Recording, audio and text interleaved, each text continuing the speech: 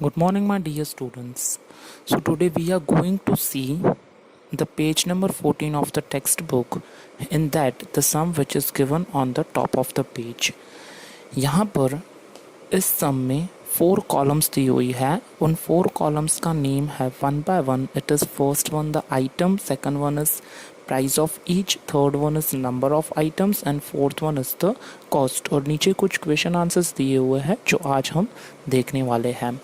तो आइटम में कुछ दी हुई है बोरवेल फॉर फ्रेश वाटर. इस क्वेश्चन को स्टार्ट करने से पहले इसका क्वेश्चन हम रीड करें तो पेज नंबर 13 पे एक क्वेश्चन दिया हुआ है, why don't we start a new fish drying factory, कि क्यों ना हम एक न्यू फिश ड्राइंग करने की फैक्ट्री को स्टार्ट करें.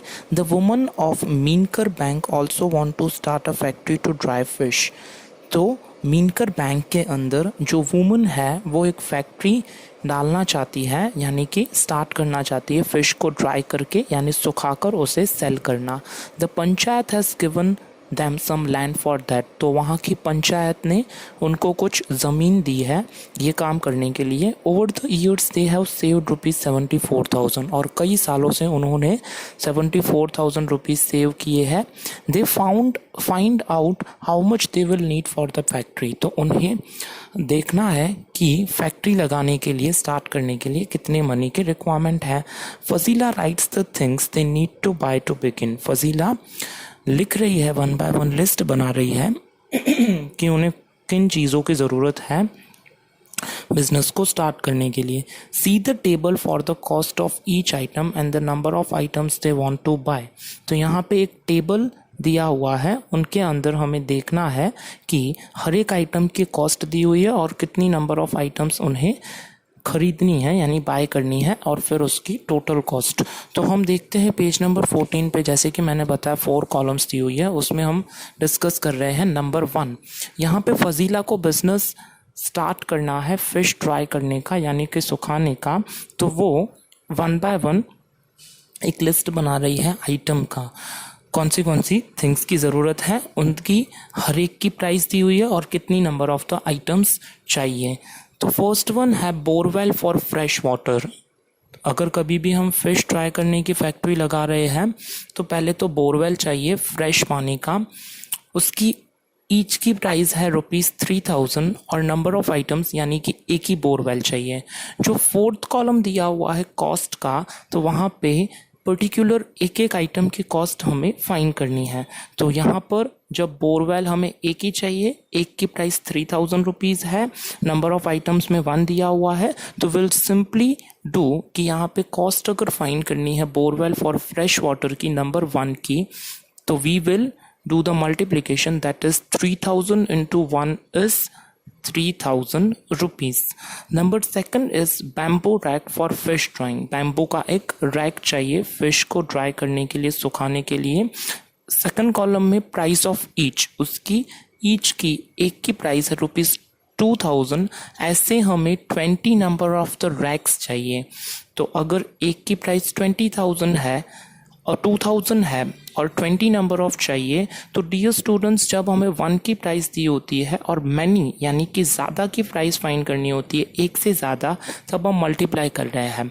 तो हर एक में हमें यही प्रैक्टिस करना है. यहाँ पर ₹2,000 दिया है, इनटू 20 करना है, तो टोटल कॉस्ट होगी इसकी ₹40,000.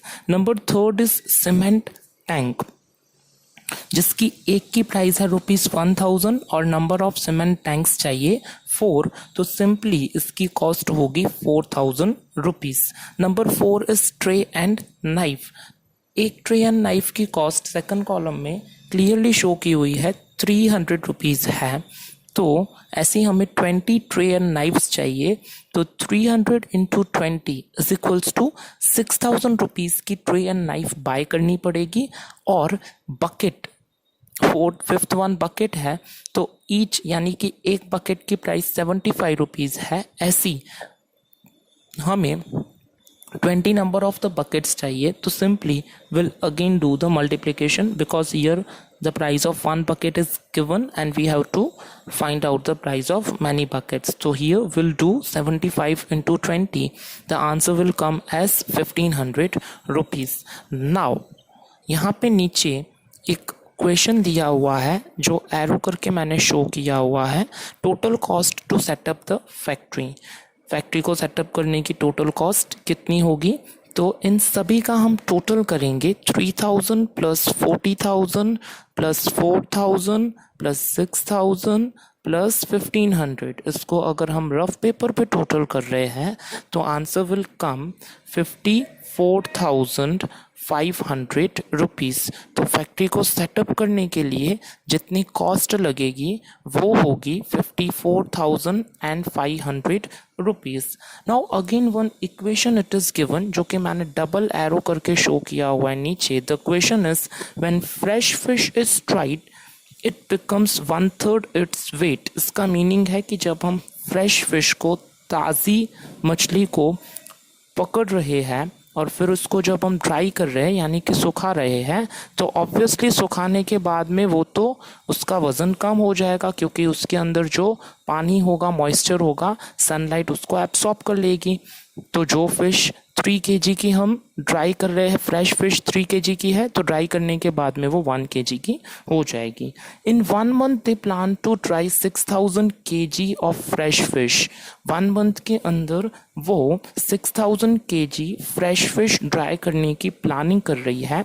How much dried fish will they get in a month. 1 month के अंदर कितनी ड्राई फिश वो प्लान कर सकते हैं। तो simply will do the equation कि अगर 6000 के 1/3 हम फाइंड करें तो हमें यहाँ पे सिंपली 6000 इंटू 1/3 करना पड़ेगा। Students will do the cross multiplication, that means आप रफ में एक मल्टीप्लाई करोगे 6000 divided by 3, the answer will come 2000 kg. So correct answer is 2000 kg dried fish हो जाएगी जब हम 6000 kg fresh fish को dry करेंगे। So dear students, you have to practice this sum on the textbook page number 14. If you are not having the textbook yet, you may write or copy the sum from the video in your maths notebook. So thank you for watching the video, students. Until then, very goodbye and have a very nice day.